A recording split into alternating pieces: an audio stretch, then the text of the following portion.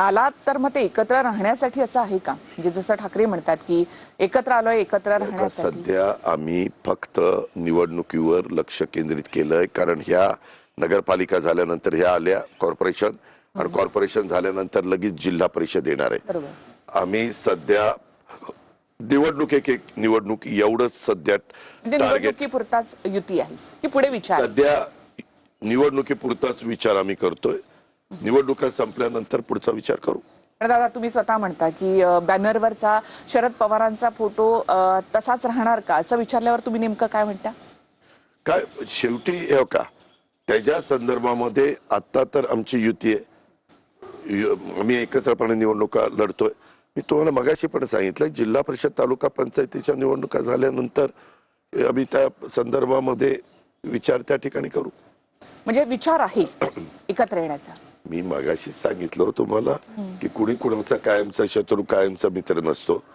आता मागची भाषणं काढली तर वेगवेगळ्या लोकांचे वेगवेगळे भाषणं तुम्हाला ऐकायला मिळतात, परंतु त्यावेळेसची तीव्रता आणि नंतरच्या काळामध्ये त्याच्यामध्ये ती तीव्रता कमी होत होत होत होत अशा गोष्टी होतातच ना. म्हणजे आता तशी तीव्रता कमी झाली आहे त्या सगळ्यामध्ये, भाषणांमध्ये पण दिसतं. तुमच्या दादा एक संकेत मिळतोय की पुढे विचार करू म्हणून. कमी झालेली आहे भाषणात, तीव्रता कमीच झालेली आहे.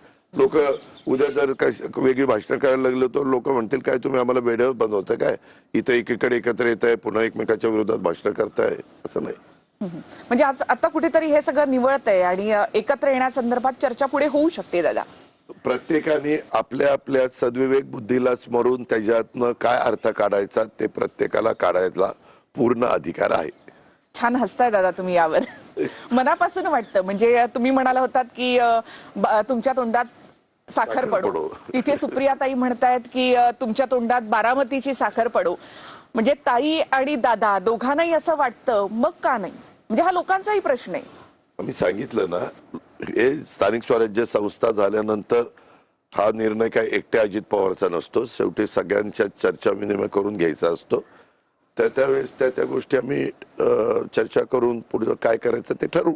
दादा आता हे सांगून टाका की पत्रकारांच्या तोंडात साखर कधी पडणारी?